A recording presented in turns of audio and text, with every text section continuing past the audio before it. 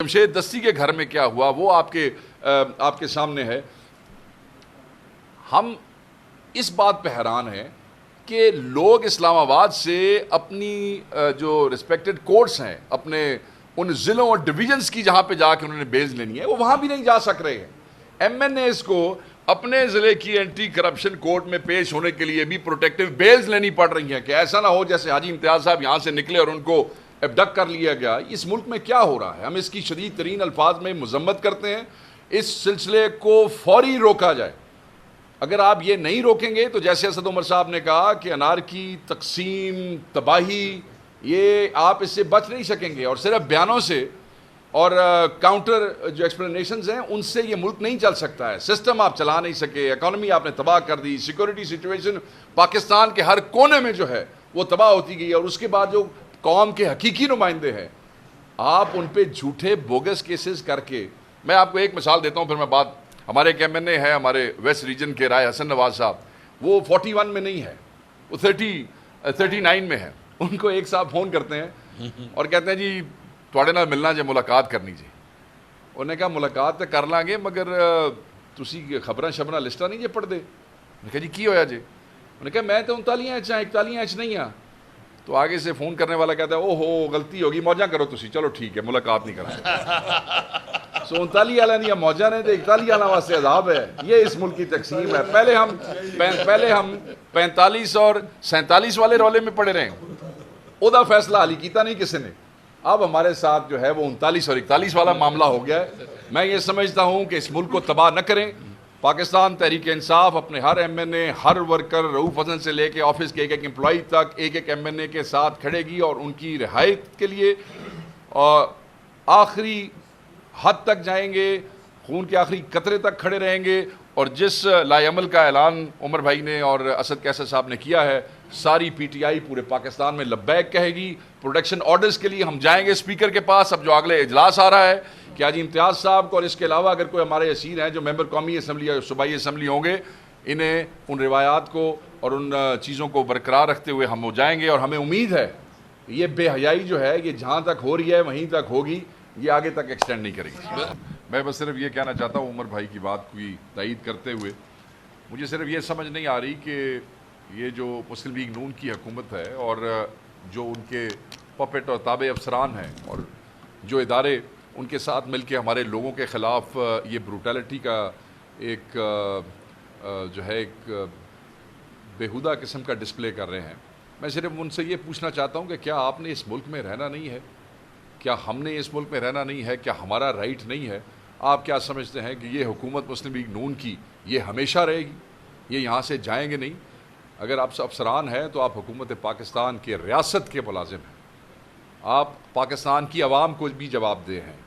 یہ تو چلے جائیں گے، آپ اپنی وردیوں کا، پولیس کی وردی پہنتے ہیں، اینٹی کرپشن کے آپ ملازم ہیں، آپ محکمہ مال کے ملازم ہیں، آپ ڈپٹی کمشنر آفیسز میں کام کرتے ہیں، آپ اسٹیبلشمنٹس میں کام کرتے ہیں، آپ اس قوم اور اس عوام کے لیے کام کرتے ہیں۔ یہ حکومتیں چلی جائیں گی، آپ کیا منہ دکھائیں گے اس عوام کو؟ کیا منہ دکھائیں گے اپنے بچوں کو؟ کیا کیا بےہودگیاں آپ کر رہے ہیں؟ ہمارے ایم این اے امیر سلطان صاحب کو ابڈکٹ کیا گیا، اس کے بعد ان کو ریلیز کیا گیا اور ان کو ملک سے جانا پڑا، وہ یہاں پہ ہیں نہیں۔ اس کے بعد معظم جتوئی صاحب کو گرفتار کیا گیا اور جن کنڈیشنز میں ان کو 2 دن رکھا گیا وہ میں آپ کو ایکسپلین نہیں کر سکتا ہوں۔ رکھنے کے بعد جب پتہ یہ لگا کہ وہ ایفیڈیوٹ دے کے آئے ہیں، اس کے بعد انہیں اینٹی کرپشن کے حوالے کر دیا کہ ٹھیک ہے جی اب آپ چلے جائیں۔ میاں غوث ہمارے ایک ایم این اے ہے بالپور سے، ان پہ زندگی میں شریف ترین آدمی ہے، زندگی پہ کوئی ایف آئی آر نہیں ہوا، ان پہ اینٹی کرپشن نے ایف آئی آر دے دیا۔ میرے پہ جیسے عمر بھائی نے کہا، مجھ پہ، میرے بھائیوں پہ، میری والدہ پہ 10 سال پرانی کوئی زمین ہے، اس وقت کے پٹواری اور تحصیلدار بھی آلموسٹ ریٹائر ہو گئے ہیں۔ اب یہ جب سے 41 والا معاملہ ہوا ہے، سپریم کورٹ کا فیصلہ ہوا ہے، اس فیصلے کے بعد جناب وہ اینٹی کرپشن بھی جاگ گئی اور انہیں 10 سال پرانی زمین کا کیس یاد آ گیا۔ چٹھا صاحب یہاں بیٹھے ہیں، ان پہ 2 ایف آئی آرز اور ہو گئیں۔ یہاں پہ بلال اعجاز صاحب بیٹھے ہیں، آج تک واپس نہیں جا سکے، 9 مئی سے لے کے آج تک واپس اپنے حلقے میں نہیں جا سکے۔ حاجی امتیاز صاحب آپ دیکھیں، وہاں پہ گجرانوالہ میں ان کو کھانا دینے کی اجازت نہیں ہے، ملاقات کی اجازت نہیں ہے۔ وہ کیا ہے؟ کوئی را کے ایجنٹ ہے، وہ کوئی ملک دشمن آدمی ہے۔ آپ نے ایک جھوٹا بوگس پرچہ ابیوز آف اتھارٹی کا اور مس یوز آف فنڈز کا آپ نے بنا دیا، جو آپ کو بھی 41 کے بعد یاد آیا ہے۔ ہمارے مستی خیل صاحب کے اوپر ایف آئی آرز ہیں، وہ روپوش ہونے پہ مجبور ہو گئے ہیں۔ جمشید دستی کے گھر میں کیا ہوا وہ آپ کے سامنے ہے۔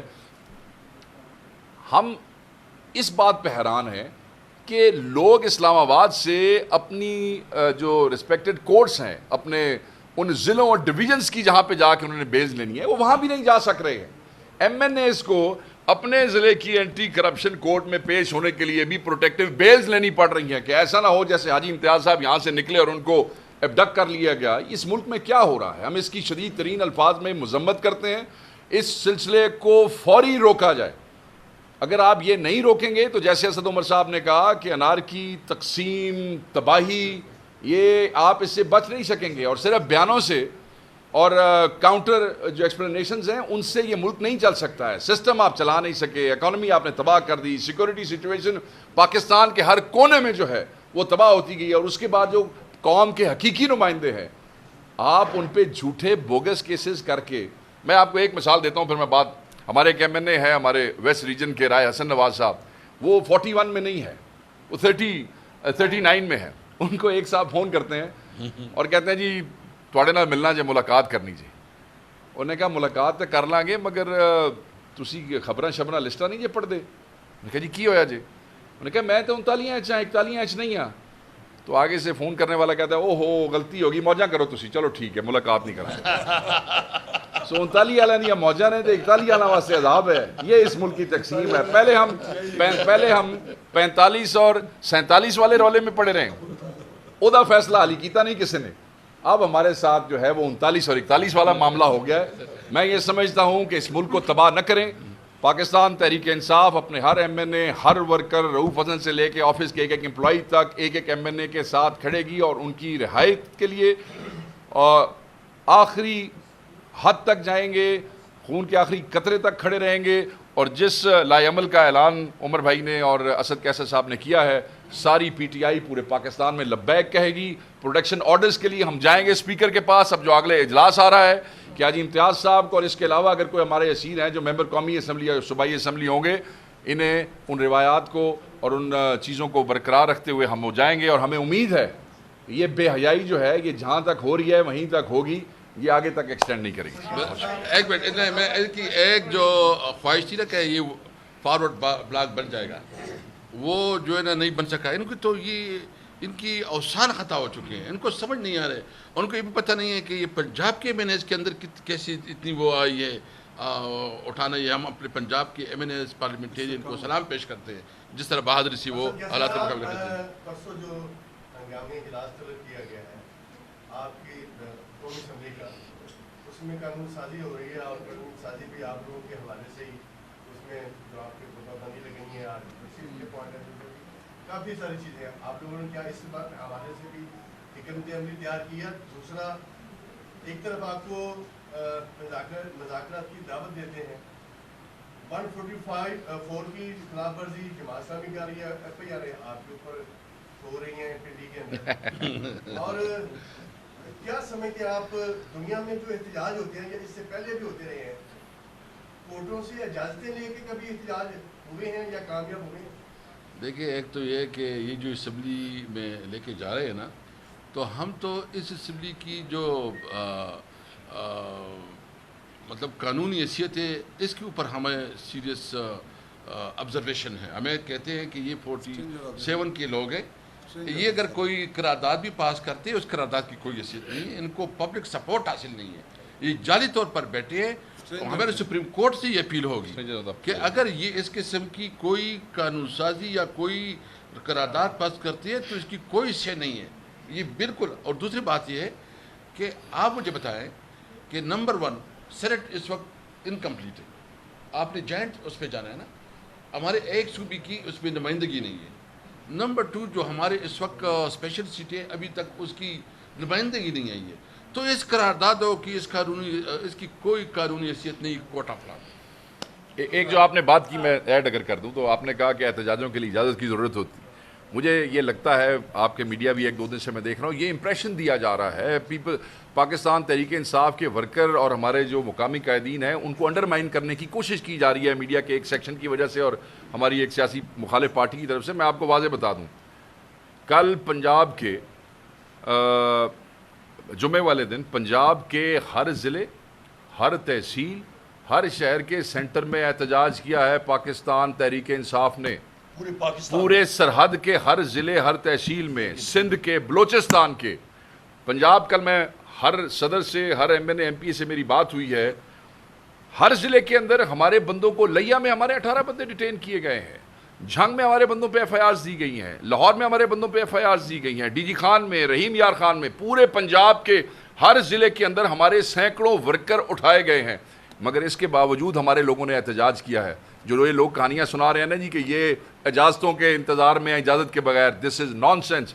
ہمارا حق ہے، ہمارا رائٹ ہے. صرف دفعہ 144 کی ایک ایف آئی آر سے ڈرا کے آپ تحریک انصاف کو نہیں روک سکتے. جماعت اسلامی نے تو صرف اسلام آباد کا اعلان کیا تھا، ہم نے پورے پاکستان کا اعلان کیا تھا. اور آپ فوٹیجز دیکھیں جو میڈیا تو نہیں چلا سکا مگر ہمارے سوشل میڈیا ہینڈلز کے اوپر آپ کو ملیں گی. پاکستان کے ہر قصبے کے اندر پاکستان تحریک انصاف نکلی، بروٹیلٹی کے باوجود نکلی، مار کٹائی کے باوجود نکلی. اگر کہیں 100 نکل سکے تو 100 نکلے، اگر کہیں 500 نکلے تو 500 نکلے.